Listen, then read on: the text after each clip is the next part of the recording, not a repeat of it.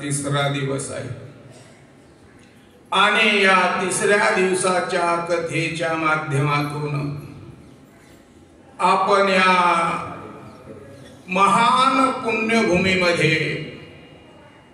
आपला आयुष्याचा एक एक क्षण, बहुमोल किमतीचा क्षण या वैराग्य भूमीमध्ये आपला जात आहे। त्याचं एकमेव कारण आपल्याला इथं ज्यांनी आणलं ते हरिभक्त परायण चिंचोलकर आप्पा परिवार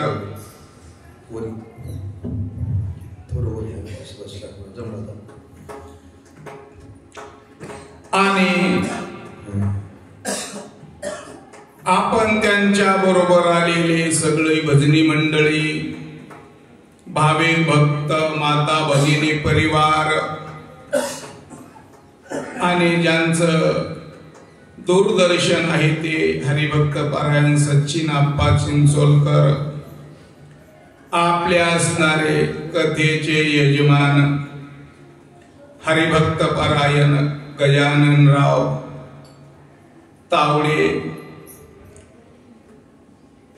त्यांच्या सुपत्नी असणाऱ्या चंद्रभागाबाई गजाननराव तावडे आणि आपले सगळे स्टेजवर असणारे मृदंगाचार्य, गायनाचार्य, महाराज मंडळी, श्रोते, सर्व भाविक भक्त मंडळी, या सर्वांच्या सहकार्याने आपली भाषा त्यांना समजत नाही हे आपले असणारे साऊंड सिस्टीम वाले,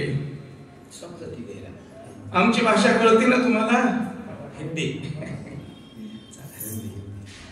आणि अशा या सर्वांच्या सहकार्याने आपण या ठिकाणी आनंदाचा क्षण मोजत आहोत.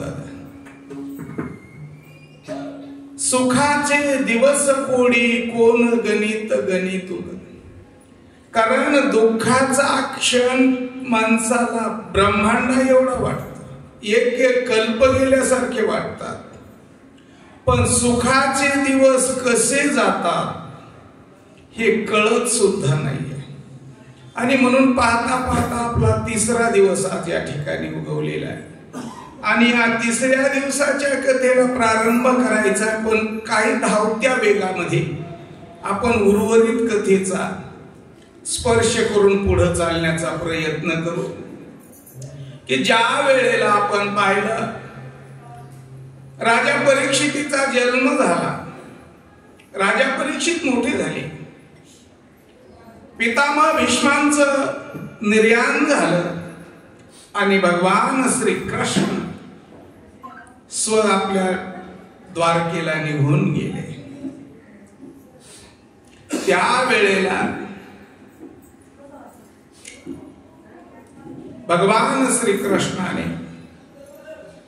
सर्व पांडवाचा निरोप घेतला आणि त्याच वेळेला त्या पांडव कुळातील असणारी एक महान विभूती आहे की ज्यांचं नाव आहे विदुर काका. विदुर नीती ही आपल्याला प्रसिद्ध आजही ऐकायला मिळते. कधी ज्यांनी पांडव करता 5 गावं तरी त्या पांडवाला द्यारे, त्यांच्या हक्काची संपत्ती आहे, ही नीती सांगत असताना महान व्यक्तीचा अपमान करणारा दुर्योधन हे सर्वात अपयशाचं लक्षण आहे. ज्या वेळेला आपल्या नगरीमध्ये,